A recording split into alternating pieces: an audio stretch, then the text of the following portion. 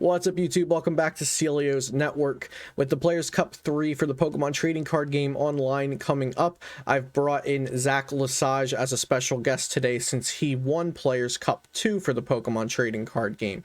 If you haven't already seen yesterday's video with Jack, the winner of Players Cup 1, be sure to check that one out as well for some more information. But today we're talking with Zach about his journey through Players Cup 2 and preparation for Players Cup 3. I hope you enjoy this, and check out PotownStore.com for all of your PTCGO needs if you need some codes to build your decks before Players Cup 3 starts. Use code Celio for 5% off over there. I hope you enjoyed this interview with Zach. Be sure to check out his social medias and channels that he mentions within the video, and enjoy this interview. Yo, Zach, how are you doing today? I'm doing really good. How's it going, Luke? It's going well. It's going well. So, everybody watching, I have Zach Lesage with me today, and we're going to be talking about the Players Cup 3. So, Zach Lesage actually won the Players Cup 2 for the Pokemon trading card game online. And I'm just going to have Zach introduce himself, where he's been in the Pokemon trading card game, you know, all the way back from the start till now. How he's doing in the online era of things, and then we'll get into talking about some of the things y'all are probably interested in, like, you know, picking a deck, playing through the different phases of the Players Cup, and how to win an event like this. So, Zach, tell us a little bit about yourself, where you've been in Pokemon, and what you're doing now in the game. Sure. So what's up, everybody? I'm Zach Lesage. What's poppin'? Otherwise known as the Lone Blown online. You could check me out on YouTube, Twitter, Twitch sometimes, all that good stuff. I've been playing Pokemon since 2005, on and off. Really taking it more as a professional stance since 2016-2017 season. I've been kind of playing at the top of the game for a few years now, winning a regional championships, coming second at the OCIC in Australia, and most recently coming first at the Players Cup 2. I create content and play Pokemon kind of as my full-time profession. I have a few other business adventures that I do because sometimes Pokemon doesn't cover all of the bills, but it certainly covers a majority of them for me in my case. So that's what I've been up to lately. Playing in a few online events here and there. Obviously, you can't do too much in real life or any in real life now. Where I live in Ontario, I live close to Toronto, Ontario. We're in a full stay-at-home order just to kind of protect us Canadians up here. So not recommended to go outside. Kind of forced to stay at home kind of vibes. So we're just vibing out, playing Pokemon whenever possible. That's kind of what's going on. Awesome. So we're going into the Players Cup 3, and we'll talk a little bit more about predictions for that towards the middle or end half of this video. But let's talk about Players Cup 1 and 2. So you did play in Players Cup 1, and as we all know, the first phase, the qualifying phase of Players Cup 1, basically was, if you had some event tickets, you could probably get in there, since there wasn't a cap on how many entries you could do. So I'm not really too interested in talking about that one. It wasn't a high effort kind of thing, it wasn't high stress or anything. But after you got into that, we all had the regional qualifiers, which you and I were in the North American regional qualifier for that, top 256. And then that was broken down weekend by weekend until you got to the top 4 people who would go into the top 16 of Players Cup 1. Now, you did not go into the top 16 of Players Cup 1, but I would like to hear about how you prepared for that tournament and for the regional qualifier, top 256 of PC1, and if you think you prepared for that differently than you did for the same phase of PC2.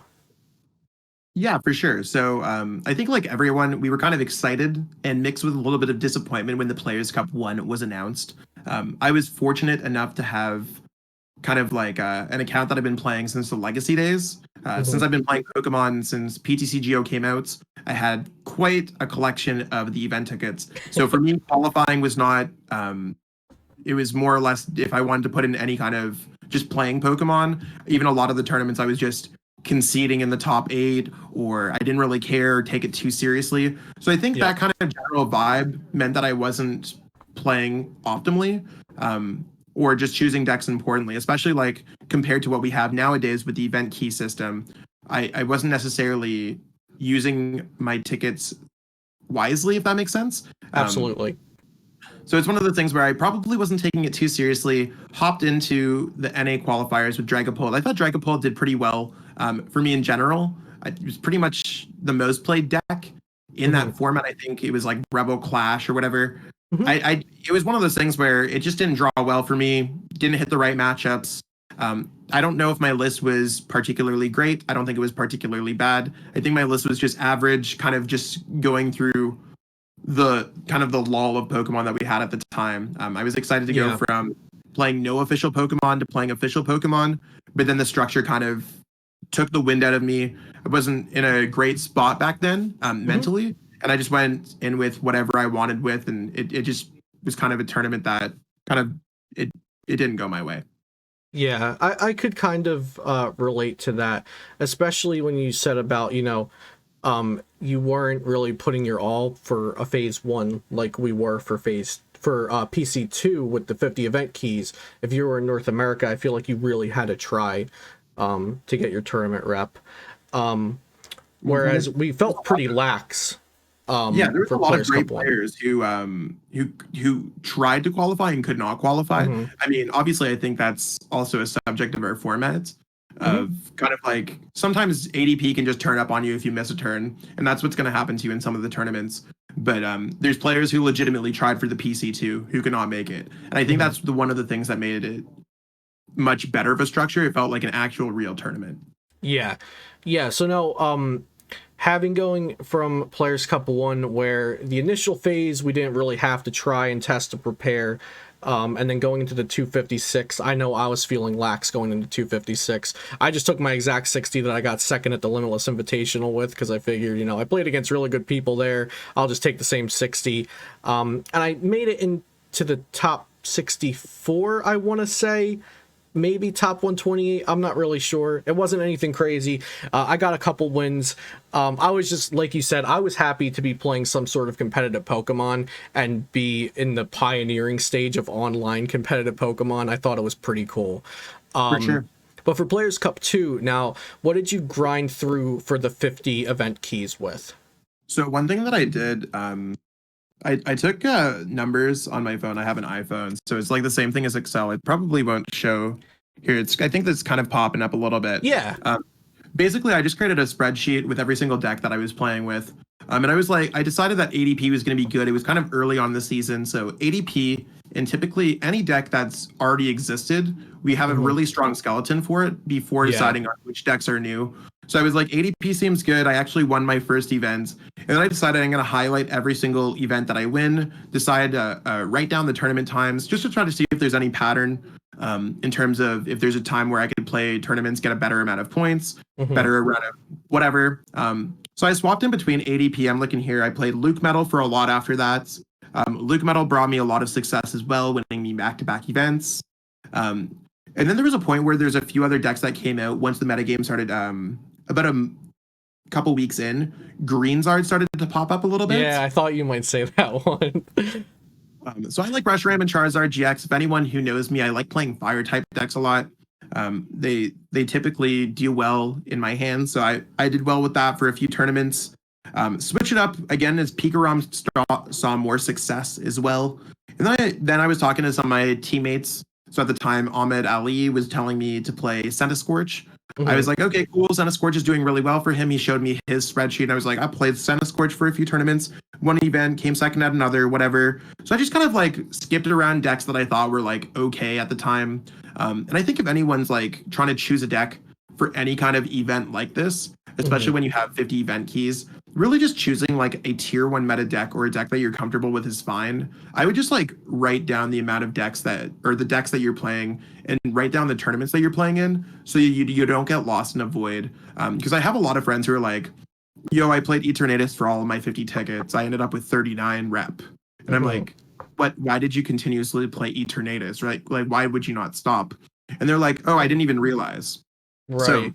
for me, like I feel like that behavior is closer to insanity. No offense to anyone at No, all, but it's no, just I like understand what you mean. if you're just continuously going for the same, if you get the same result every single time with the same deck, and it's not the result that you're looking for, you need to kind of like mark that down so you don't get too far. So just kind of keeping yourself on track seemed really good. So I kept myself on track. I qualified with I think 102 rep. I don't remember exactly what the last qualifiers were. I think it was like 87 rep, something I like that. believe it was, some people were telling me the other day it was 89. So I think it was 88, 89, 87 maybe. So high 80s. Yeah, I think Yeah. it's probably going to be about the same. I wouldn't imagine that it would change too much. I project that I was going to be closer to 90, Yeah. and that's what I try to keep myself on track for, Hmm. just in terms of getting rep. So I mean, as long as you keep yourself on track, seems pretty good. It worked for me, but towards the end, after I got to the 90 rep, I just kind of stopped caring too much because I there was no way that it was going to happen. I think it was like there was still a week left or something like that, and I was so high up at that point that I Hmm. started playing like meme decks again. Okay. So after the pressure was off, I was like, okay, I'll play Alcremie, I'll play that extra drill deck, I'll play Altaria, I'll Hmm. play not like the meme decks, but just not necessarily the Rogue best. decks. There's still things that can perform well in the meta, just less proven, less fleshed out, maybe. Exactly, and those typically did not work out for me. I'd Hmm. say the more meta decks that the more of a meta deck that I played, the better success that I saw. There wasn't any time that I played a rogue deck beyond kind of like Greenzard, but that was a Hmm. flash in the pan where the format was very favored for that deck for a few weeks. Yeah. Yeah. Yeah, I like what you said about somebody playing 50 tournaments of Eternatus and then, oh, look at that, I spent 50 keys, I only have 40 rep. Um I love what you said, because I also took a spreadsheet, but I almost took it for granted that everyone would do a spreadsheet type of thing. And that was some advice I don't think I've given out yet, so I'm really happy you said that, because it kind of separates each tournament and makes you reflect a little bit if you're taking the time to write it down, right? And Yeah, for that's sure. what makes it different than just droning on the versus ladder, which you could just sit there and bang out some games and then whoops, you've played 10 tournaments and lost after one round in every single one. There might be something going on with your deck or the meta or something like that. So I think that's really great advice. I also think it's one of those things where you can kind of take the tournament bite size one by one. Completing 50 events in a month or two is not necessarily the easiest task. It sounds really easy when you think about it, but you actually have to physically sit down and play those tournaments at some point. So if you live a busy lifestyle, it's one of those things where you have to find something that works for you. There Hmm. was tournaments that I lost because like I was like, oh, I'm going to start a tournament, and then I'm like, oh wait, it's dinner time, or Hmm. oh, I have to go to the doctors or something like that. Hmm. There was a lot of tournaments that I just like had to like leave, and I lost in the top four because I just couldn't complete them. So I think just Yeah. setting aside a proper time and playing tournaments while you're in a good spot. Like if you won three tournaments in a row, go for that fourth tournament. If you bomb three tournaments in a row, you're probably just going to be upset and make some mistakes. So it's one of those things where, like, I totally get super angry when I play Pokemon, Yeah. especially if after a few losses, where I just need to take myself away from the game. So if you ever see me drop from an event, it's probably because I'm like raging behind the scenes. um, and it's just like I can't help it. I'm a super competitive player. Yeah. And it's definitely one of my weaknesses for sure. It's something that I've worked on a lot, but it's one of those things where take yourself out of the situation if it's not going to be good for your mental health. I think Yeah. that playing in the Pokemon trading card game, you can definitely get a few poor starts, lose a few tournament event keys, but if you continuously spiral that out of control, you're not going to be in a good spot. Yeah, you don't want to tilt yourself out. Yeah, You exactly. gotta hold it For 10 back. tickets and get one rep. That's not the Yeah. way to qualify for the event. Yeah, for sure, for sure. I agree. So great. Okay, so cool. So you made it through Players Cup to the grinding phase with 100 or so rep. And yeah, I'd say I'd expect it to tick up just a few reps from last time. So if North America ended at 88 or 89 last time, I'd say like 91, maybe 92. I think a couple more people might hear about it. A couple more people might take it more seriously. But yeah, I don't think it should be anything extravagantly higher. Okay, so you grinded through, and now you know you're in the top 256 North America. You played in this before for Players Cup 1. How did you approach it differently than Players Cup 1? I don't necessarily think that I approached it any differently. The only thing that's like different is I wasn't really testing with a group before the last Players Cup. Hmm. For this group, I kind of was testing with Ahmed Ali, Gabriel Smarts, Caleb Rogerson, Daniel Altavilla, and obviously I test and live with my girlfriend Michelle Babin. So I have a pretty good core of players that I can test with. So Ahmed kind of brought to the table earlier on about Senna Scorch. He showed us a spreadsheet. We really had nothing that can compete with it. So the night before we had to submit our decks for the 256, Ahmed was basically selling us on Senna Scorch. I couldn't really find anything that was worthwhile. I was very close to playing Pika Rom, like Okay. dangerously close. And it was like one of those things where I always had a gut feeling that Pika Rom was the deck. But I was like, no, I know I like fire decks. Senna Scorch is a deck that I played for Pog. Senna Scorch is a deck that I liked in general. Let's go with Senna Scorch kind of, because that's what the group's going in. So we jumped off the bridge together. And it worked. Obviously, we're doing this interview here, but it's not necessarily how I wanted to work. Like I remember the next day testing my Senna Scorch deck against my friend Matt Bertrand, and he was just like, "Why did you not go with your peak list? Your peak list is always beating this deck. Your peak," and I'm just like, "Man, I can't even change my deck. Like, stop bringing this up. I really wish I did not go in with Scorch." But in the top 256, I hit some pretty good matchups. I think I hit Luke Meadow a couple times. I hit ADP. So Scorch ended up being a really good call. Danny didn't make it too far in the event. And Ahmed made it. He lost his winning into top 4 to Hugo.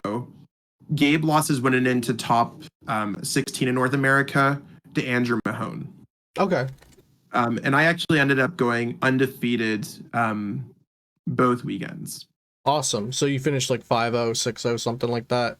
I finished off 5-0 the first weekend and then 2-0 the second weekend. Okay, yeah, because you have to, I know for both the TCG and the VGC, you have to play like a pretty substantial less amount of games if you go undefeated. Like you get rewarded for being undefeated. Really crazy. Kind of. Like, I remember like I qualified and I was like, guys, I have to go out and do something. And Gabe was like, okay, cool. Are you gonna be back later? I'm like, yeah, and I was like back like super later, and I logged back on, and Gabe's still playing, and I was like, what the heck?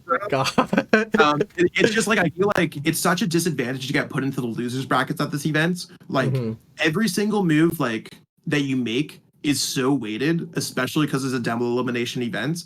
But not only that, like it is so inherently unfair.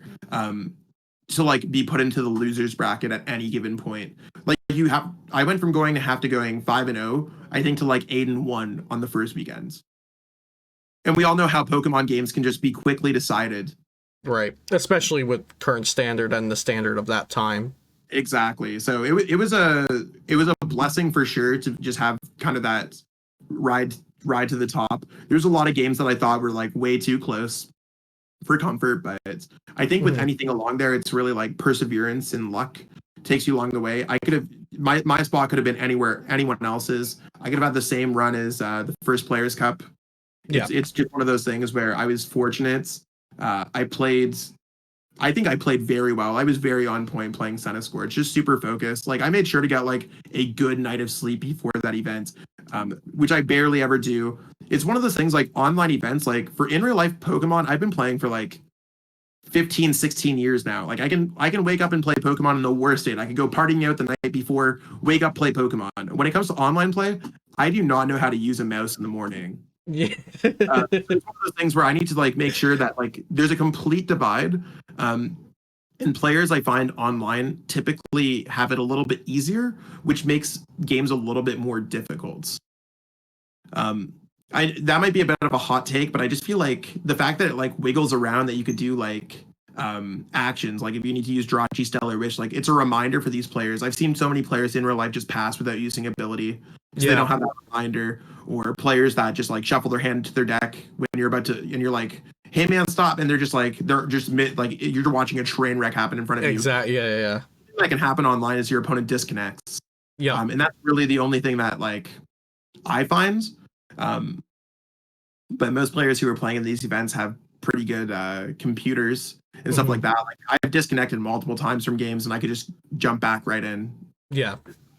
So I mean, it's interesting, but we made it through there. Cool, awesome. So undefeated with Senna Scorch. Now correct me if I'm wrong, but so that portion, the top 256 for PC2 was Team Up Through Darkness Ablaze. Yep. And then, so we've just added Vivid Voltage in for the top 16 portion. So they added that in for the top 16 global final. Right, top 16 global finals. Yeah, excuse me. Yeah. So the finals, like, so we've cut the top 16 globally. Now Vivid Voltage is added in, and Vivid Voltage didn't really change up that too much. I was super surprised personally not to see Colossal actually. But what did you at any point consider sticking through with Senta Scorch since it did you well in the top 256? I mean, it was always a consideration. And I mean, like I said, I really like fire decks. I think I have a knack for playing fire decks, if that's even a thing. It's just one of those things where I felt like Senna Scorch got incredibly weaker early Vivid Voltage, as Pika Rom continuously became the clear best deck in formats. It just got to a point where I was like, Pika Rom just continuously was growing and growing and growing. We kind of saw how Pika Rom overcame the new Lightning Mewtwo deck that the European Limitless group came out with that they did not qualify and continue on in the event with. So it was one of those things where the meta was kind of weird, but Pika Rom was just so good. I really wanted to play Pika Rom for the first one, and I really valued consistency. Yeah. That was for the most part. That was kind of where I was at. Like I just value consistency. Like Senna Scorch seemed so high roll that it was worthwhile for me to play for the top 256. When I got there, I just didn't want to play Senna Scorch and then die out. Yeah. You don't want to get the top 16 global and then go like 0-2 because you missed your welder or something, right? Yeah, exactly. Especially when the prizing is so top heavy for like making top four, like going 0-2 would just be not that it would be disappointing, like a disappointment, but I would be disappointed with it. Yeah, like it's still awesome to get the top 16, but like just squeak but out you couldn't a help few. Being like, man, I wish I was in top four, right? Like I wish I got that free trip. Yeah, exactly. So you chose Pika Rom. Now, just for the people at home, is Pika Rom a deck that you were comfortable with trying it out for this tournament? Like, could you kind of just pick up Pika Rom and go prior to testing for this tournament? So I mean, I'd say like obviously like I know how to play kind of any deck that I pick up. Like I've been playing Pokemon for 16 years and have a pretty impressive resume. That would allow me to kind of pick up decks. I do full-time coaching as well. So it's just like a lot of these decks I'm playing reps and I'm playing all the time. So Pikarom was a deck that I was fairly comfortable with. Maybe not comfortable with a level to win the Players Cup 2 with, but really like upon the crutches of like testing with Gabe Smart, testing with Caleb Rogerson, getting feedback from Daniel Tavilla, getting feedback from Ahmed Ali. It's one of those things where like really my testing group kind of came together as its core and were able to help me kind of pick up anything because we were playing in the Hegsters back then. It's a bit of a weird position because like you can't really say that you made top 16, especially when there's documents involved and stuff like that. Yeah. So it's just like quietly testing for this event. I'm sure like some of my friends they who participated and got into the top 16, like the bracket was pretty public knowledge if you played in the event as well. But I just didn't want to be the one who could spill the beans on that because I don't want to get for any means with that. But it's one of those things where they helped me build the Pika Rom. We kind of brought Pika Rom to a new level for that event. We were really one of the first groups that kind of introduced the double Mewtwo into the deck and kind of brought on this hybrid Pika Rom that's just basically the Pika Rom that every single person's playing. So I think that innovation really was super helpful in this event. Yeah, what I thought was really interesting about that was I feel like, well, for anybody listening, so the Players Cup is recorded a week or two ahead of time and then streamed, and all the results are kept private. But your Pika Rom list that you actually ended up winning with, it ended up being what some other testing groups were kind of getting almost into by that time because the meta was developing. So it almost felt like you were a couple weeks ahead with the double Mewtwo, which is something that happens in real events all the time. You'll see a group is ahead, like just by one regional weekend or something. Like they just have this idea this week and other people weren't going to play it till the following weekend. Like you see that all the time. And like you were saying, the innovative hybrid list is definitely something that could have helped you get there, that just being different than maybe what people expected. Yeah, exactly. And it's one of those things where like I can only put that towards what my testing group is like. when in real life play was still happening, Danny and I were first and fourth in North America, respectively. Gabriel Smart, really up and coming player. One of the top online players currently right now. Obviously, if you can't travel during the in real life kind of period or didn't travel during the first half of the year, you're not going to have the same results as everyone else. But really kind of up and coming player right now, along with Caleb and Ahmed as well. Really well rounded players with their own success. So like everyone coming together with these ideas really allowed us to kind of innovate beyond by a few weeks, which like that's how we kind of felt at the time, where like the deck was like, this deck is super good. And that's the reason why I decided to push forward with it. I don't think the deck was like perfect for the event. There was a few things that like really bothered me about the list while I was playing in the event. I thought that the inclusion of the Vikavolt V was terrible. I mean, we've seen players like take it in and out of their deck, but it's just like for that particular metagame, I was really worried about like Desi Goons. And I was like, oh, if I have one out, but like in my mind, it was just like I could beat Desi Goons with Vikavolt V sometimes. And I was like, looking back on it, I was like, how did I expect to beat Desi Goons with Vikavolt V in 2 out of 3? Like in best of 1, sure. I like might be able to. Maybe you'll get lucky, right? Yeah, it was really one of those things where that should have really been a fourth research, and then my list would have been what I would have considered perfect at the time. But I mean, we all make mistakes in retrospect when it comes to deck lists, and I'm sure we could tear it all apart. But in sort of 3, the deck seemed to work well enough. And the metagame was really weird. I was actually this close to playing Desi Goons for the events, but I ultimately decided that I kind of looked up all the other players who made it, which again, a lot of them couldn't say that they made it. But for the few players that did leak out that they did made it, because maybe they streamed or maybe they were allowed to, I'm not entirely sure. Or just process of elimination, like looking at play. A lot of them qualified with ADP, especially in the Latin America region and in the European region. And especially we saw that kind of translate into the Players Cup 2 Global Finals. Like the metagame was like Pika and ADP period for the most part. Everyone had like Desi Goons techs for them. So I would have completely lost out with Desi Goons. I'm so close. Like I was like, there was 5 minutes left for me to submit my deck. And Desi Goons was like at a 90%. Oh, no. I was like, we're gonna go with Pika. Like it was like one of those like really like last things, and I was like, my head just was. I was like, it was close. That's crazy. Yeah. So I was just going to ask, like, because it's been a while. I was going to say, did people end up playing Aegislash? So I guess the ADPZ players did end up bringing Aegislash. Yeah, they brought Aegislash. It was like one of those things where like a lot of the lists before were running, because Aegislash didn't exist before Vivid Voltage, so they were packing Stunfisks or not Stunfisks, Duraludon exactly, in their decks, and I was like, yeah, there's no way that they're not going to just turn this into an Aegislash 100%. And I'm like, some lists were packing double Mawiles, and I was like, there's no way that Desi Goons is making it through this meta. If I hit Pika and I just get an easy ride to the top 4, that was kind of the first kind of idea, but yeah, it just didn't. It's too easy. If it's too easy, it's not going to work out. And I know how you were kind of talking about Cole a little bit. I feel Cole would have been kind of the Cole list that my group's been playing for the past couple weeks. Probably would have been a good call back then. But we're talking about like a month ago. So I mean, I don't think Cole would have been in a place then. It probably would have got bodied by the ADPs. Still probably could have got bodied by the ADPs nowadays. But if it seems too good to be true, do not play it. It's probably not going to work out. If you find yourself in the position of making top 16, do not go with the gigantic cheese deck because you will not like. It will probably not do too well.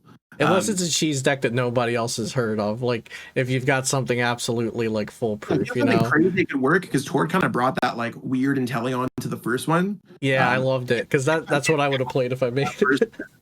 Like, I feel like there's so many things. Like, the first event felt like, not to take away from anyone's accomplishments at all. It's a great accomplishment for anyone who did it. I just feel like there's an asterisk over that event because they had the special, we're going to choose 16 players of our choice game show side events. Advance one of them to the top 16, which happened to be Tord. Tord probably could have qualified on his own merit. Like, Tord is more accomplished than both of us combined. Yeah. One of those things, like, he probably could have been up there on his own thing, but I don't know. There was way too many things with the first Players Cup that I hope that the Players Cup 2 kind of implemented that it's kind of more of a stable event. Yeah, the structure is not changing a single bit between 2 and 3, I believe. It looks I like think the only everything's thing the is that they're same. going to update that the tournament rep is more accurate now because they're also not putting it for the events. That's the only thing that I think that Oh, changed. okay, great. Okay, that's So it's good. great. That's So good then. there's going to be there should be no confusion as long as you properly did everything and have your event keys. Only players who are playing in these event keys are the only things that count towards rep, which I mean, I Yeah. think is better because there was a point where I think there was players who looked like they had more rep than they did, even for the Yeah, Players if you Cup. looked at it based on the month or the season or one or the other or something like that. To me, it's all a bunch of gibberish, even though like I know what I'm like looking through it. The Pokemon website confuses me a lot at times, and I'm glad that Absolutely. it's like making it less confusing. Absolutely. Yeah. And if anybody watching this is not sure what you need to do to make sure you are qualified, I do have a video on the channel and I'll link to that just talking about, make sure your account's hooked up correctly and all of that stuff. So my apologies in that previous section. There might be a cut here.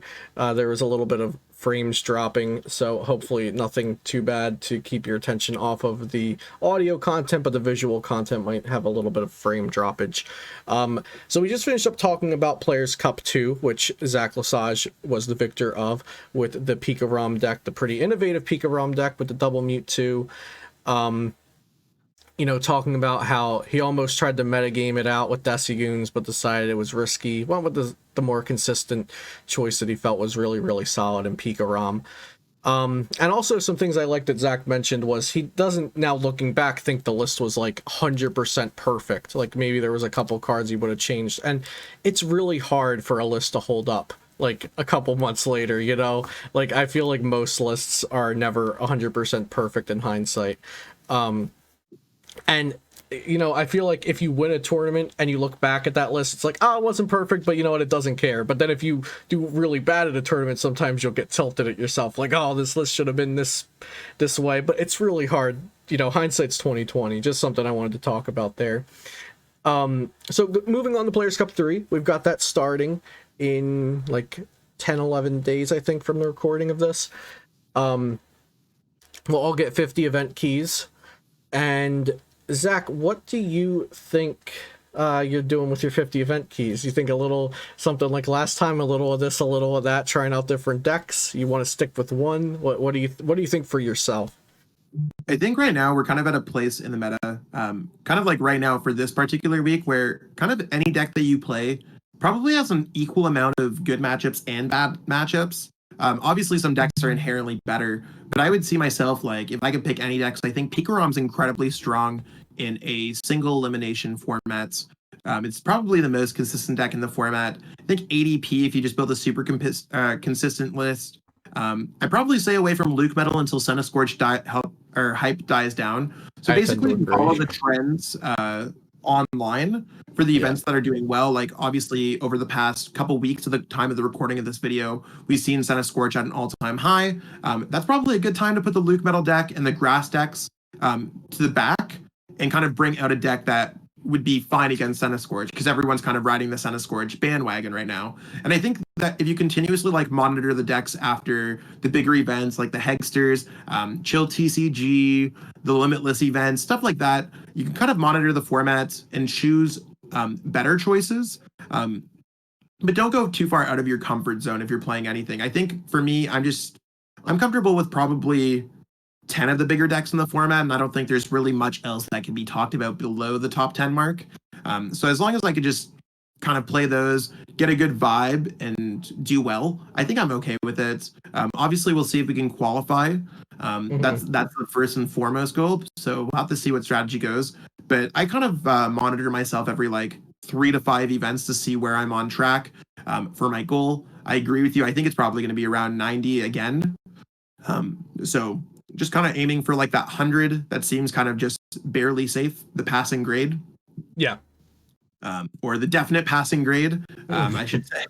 Not barely safe. Like 100 for me seems very safe. So if I shoot I'd be for surprised if 100 isn't good. Yeah. Exactly. Obviously, we'll have to see how it goes. But I'm just really going to try to push myself to get that secured qualification. I wouldn't want to be one of the people who bubble out at the very ends or anything like that. So if you're in that position, it sucks, but just try for the next time. There's a lot of great events going on. I think it's one of those things where as long as you track yourself, try your best. should be in a good spot. For sure, for sure. And you know, there are a lot of people playing PTCGO these days, and there's only 256 spots. So there are a lot of people in our region playing. So let me pick your brain about a few specific decks that I've been getting questions about. So Colossal. So you and your group have been piloting Colossal, maybe not like the past couple days, but I think like a week ago or so. You guys all had like a standout day where you like the list did pretty well at a couple different tournaments. Yeah, I played it for 4 events, and I made top cut 4 times at those events.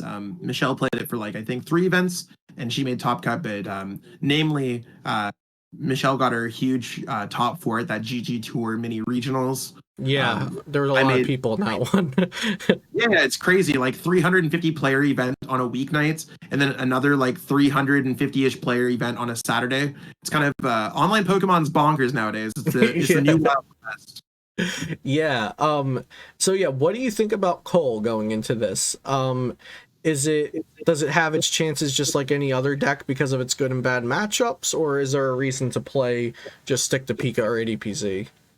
I mean, I think that Colossal's in a very interesting spot. A lot of the changes that we made to the deck were actually like quite nice to the deck's dynamic that brought it up to having some really good matchups. A lot of people probably don't understand how to fully play the deck. There's a little bit more dimension when it comes to stacking your deck with Rotom Phone and Oranguru every single turn. You kind of have to be like playing Pokemon hyper focused. And I'm not trying to like oversell the deck here. Like obviously you could just be like LOL, I'm gonna eruption shot you and then Gmax boulder you to win the game. But there's a lot of like minuscule decisions that really add up in the game that can allow you to win. The biggest problem right now is we found that the deck has an interesting Sun Scorch matchup. We can't necessarily determine if it's good or bad. I finally determined that it's better to go first in that matchup. Which is really weird for me because obviously Sun Scorch has that huge Volcanion turn that you're giving them, but the deck can actually withstand that. So basically, I'm working on tinkering that matchup out. If I can get that matchup to above a 50-50 or at least a 50-50, I fully expect myself to probably play it until it gets hated out of the formats.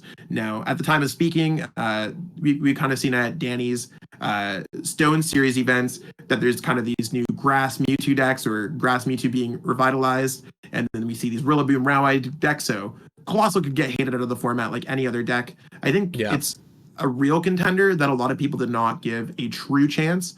So I definitely invite anyone to test out my list, and feel free to DM me if you have any questions about it. I think it's just really good. My win rate against ADP has been very good. My win rate against Eternatus is absolutely off the charts. My win rate against is absolutely off the charts. Like there was one game where I think I was playing against Aaron Friedman, and Michelle's waiting for her opponent to check in, and she's like, "Oh, I might get the free win. I might get the free win." And I was like, "I've actually won my game, so I'm just kind of watching your game at this point." It was a 4-minute game, and like obviously it's a terrible matchup for Pika ROM or anything like that, but just the fact that there's so many of these top decks that you have kind of even to very favorable, I think it's a bigger contender than a lot of people ever thought it could be. Yeah. I agree. I think it's like it's hard for me to say pretty much any deck right now is like favored versus ADPZ because ADPZ can just realistically beat anything in its path. I feel like, but that deck is like it's weird. It's like very neutral versus the most of the metagame. It's like half terrible and half broken. I can't even like. There's no other way to like. I don't think it's ban worthy. If anyone's wondering that as well, I don't think ADP should necessarily be banned. I think there's a lot of other problem cards in that deck. I feel like if you cut Zacian out of that deck, or if you banned Zacian, it's not a real deck. Like I remember there was a point where ADP decks were like kind of cool, and like I'd be like ADP Guzzlord or ADP Bird Trio. Like those decks did not feel ban worthy. I just feel like ADP Zacian together is kind of a cheese deck, but it's not that bad. Yeah, Zacian's overtuned as heck. Well, that's for sure. Insane. So yeah, Colossal maybe an actually solid pick. It has fighting advantage, and fighting advantage goes a long way in this format. Like you got Pika Ramaturnus, Crobat Dedenne, and 2 of those cards are in just about every meta deck. Exactly. fighting weakness goes a long way. I think there's been some talk about Donphan. I know Xander Perot wrote an article for Pokemon.com on Donphan Spiritomb, which is a deck I've enjoyed too. It just feels pretty bad because, like we've been saying, these grinder tournaments are just like you lose once you're out, and Yeah. I feel like Donphan Spiritomb on a typical day isn't going to get past an ADPZ. So even if there's two Pika ROMs waiting for you in rounds 2 and 3, you didn't get to them because you hit an ADPZ. That's kind of how I look at the Excadrill and non-fan decks. One is not forgiving at all. Like best of one in this particular format is atrocious in a lot of ways. I feel like best of 3 would make it actually really healthy. If you look at the amount of decks that we have in format, it's probably more than we've had in a long time. It's looking diverse. Yeah, it's very diverse. I think that best of 3 would just be a little bit better because a lot of the times, like, you just like, cool, I dead drew against my opponents. Now I'm on the verge of not making top cut or bubbling out. So that's really why I like the Chill TCG events as well. Not to give like a shameless plug to them or anything. No, for sure. I like their events too. I feel like the fact that now they're looking into doing 5 and 3 advancing in the top cuts and all 5 and 3 advances into or they're not top cuts, right? Phase 2, but it just kind of gives you a lot more chances, especially if anyone's streaming the events or if anyone hasn't necessarily seen too much success in Pokemon. It's a lot more obtainable to do that, especially when I see at some of the Hex 3 events going X11 bubble or other things like that at other events. It's kind of tough. Yeah. It also goes to show how many people are playing in these things if X11s are bubbling. Like, it's we have really large attendance. Yeah, they're huge. It's crazy. Yeah. Like I'm even looking at the time right now, and it's just like Limitless almost has 300 people for tomorrow, and that's just the weekly. Yeah. Right. And it's just crazy. Pokemon's just growing and growing and growing and growing, and that's probably going to go like you said for the Players Cup. Probably going to be it's going to be more to qualify because I think there's just more players that are just kind of fueled for the game right now. For sure. My last question for you, and then we'll wrap it up. Sure. Thank you for your time again. Decigoons. I want to ask you about Decigoons, and that one I feel like is interesting because I had planned on asking you about this last, and then you threw in that you almost decided to play it for your global finals in PC2. I feel like Decigoons, like, it feels like there's a reason to play Decigoons instead of playing like one of the fighting decks like Cole, Excadrill, Donphan, because Decigoons takes what I consider an auto win if you set up the peak. Yeah. If ADP isn't playing Aegislash and they don't cheese you with Mawile, you just take pretty much a free win versus that if you set up. Outdated Blacephalon lists, which I imagine some will squeak in, but the new ones with Reshizard give you trouble. And then also Colossal, if people are playing that to try to beat the Fighting Weak decks, you're pretty good against that. What do you think about Decigoons, Zach? I mean, I think Decigoons, Luke Metal, Colossal are all very similar place decks. They're kind of like counter meta, and whenever they're out of the meta for a long enough amount of time, they can always turn up. There's a handful of decks like that. To me, I feel like Decigoons is less consistent than Colossal in a way. And I feel like I'm always worried when I play Decigoons because obviously people can just add counters to their deck. So if you run into a Centiskorch deck, a Blacephalon deck with the Reshiram and Charizard GX, if you run into a fire, like even if we just talk about fire decks in general, it's like there's the Blacephalon deck, there's the Crescephalon deck, and there's the Fire Toolbox deck. Yeah, there is. Right? It's like, it sounds like people are like, I'm sure they're like, it's gibberish, but it's like, you got a core Blacephalon deck, you have the deck that plays 2 Blacephalon, 2 Cramorant, 2 Reshizard, then you have the deck that's just Fire Toolbox with all these different techs, with other techs, and these are the types of decks that have a very good matchup against Decigoons. I feel like Decigoons often fails to the randomness. So when you look at something like that, Colossal I think is looking very top heavy, or at least the way that I look at it, I look from the top down for Colossal, and I'd play Colossal if it felt good in that particular metagame. So when my group and I really came up with it, Eternatus and Pika were the top 2 played decks. Seemed like a no-brainer that like for every 2 games of or every 3 games that you play of Pokemon, you're probably going to get 2 free auto wins, and you have a decent ADP matchup. I'd say it's even at the very least. Yeah. you do well against all the fire decks except Centiskorch. Like you beat against all the Blacephalon Fire Toolbox. Those are all very favorable matchups. So I mean, I think it's the same kind of concept where you're just trying to have a good matchup against the top decks. Decigoons does it a little bit differently, but I think that Colossal overall has a better matchup spread. Slightly different matchup spread though. Cool. Yeah, I would agree. Decigoons is weird. I don't Yeah, know. they have pretty similar matchup spreads, but they take their percentages in different spots, I think. And then whereas like Colossal's more of like a real deck, I guess. Not saying Decigoons isn't a real deck, but like Colossal plays like a kind of a typical game of Pokemon where Decigoons just want to set up one stage 2, you know. More of a traditional play style of playing Pokemon where you're attacking, you're building up energies, like you kind of have a goal where Decidueye is like, I hope my opponent does not have a tech. And I'd also note that I think that Decigoons is the type of deck where if deck lists were not open nowadays, Decigoons would be a lot more scary to play than Colossal. So it's one of the advantages for Decigoons nowadays that your opponent, there's open deck lists. Because obviously, your opponent could drop a tech at any given point. Right. But that's kind of, it is what it is. I think both decks are very similar.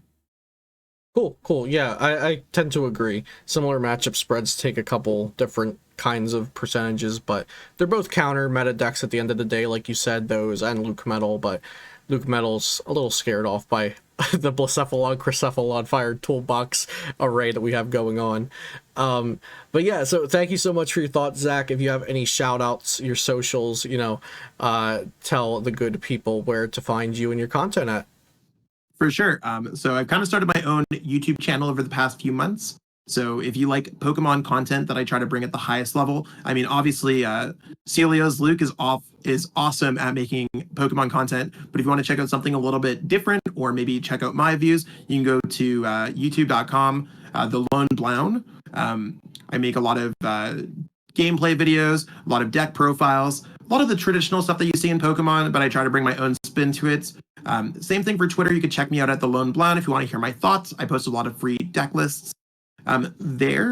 I also have a podcast with Maddie Tate of Chill TCG. You can check it out on my YouTube or on Spotify, Apple Podcasts, or anywhere major where you listen to podcasts, if you do listen to podcasts. And that's the Yell Horn podcast. I think that's generally about it. I mean, I've shouted out all the homies in the video, but I really appreciate you having me here. Love watching your content and kind of hearing your thoughts as a player. I feel like you're one of the players who usually gets it on the nail on the head a lot of the time. So I really appreciate you having me here. Awesome. Yeah, I was very happy to have you as, you know, you won the last Players' Cup and we're about to all go at it again and try to get in there for our own shot at the glory. So we're hearing advice from a person who's done it themselves. So we'll have to see if you can find yourself back in the global top 16 again. I'm sure you're going to be trying hard to do so. As hard as you can. It's and to me, one of the things. It's a gauntlet. It's a gauntlet. It's one of those things where I could play in 100 Players' Cup and it might not happen ever again. I could win the next 2 Players' Cups in a row. I have no clue how it's going to go. It's one of those things. Qualify first, one step at a time.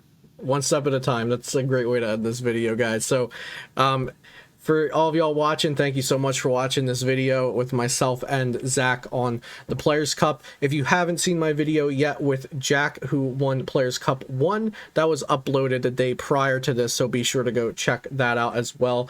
I think Zach and Jack both had some of the same thoughts, but we also veered off into some different directions in each video. So some unique content to check out in both of the videos, and be sure to check out Zach over at his YouTube channel, The Lone Blown, and also his podcast with Maddie of Chill TCG, The Yell Horn, and subscribe to this channel if you have not already for daily Pokemon TCG content. Check out PotownStore.com, the best place for you to get PTCGO codes. Use code Celio for 5% off. Thanks for watching. Have a great day. Good luck in the Players' Cup, and I'll see you next time here on Celio's Network.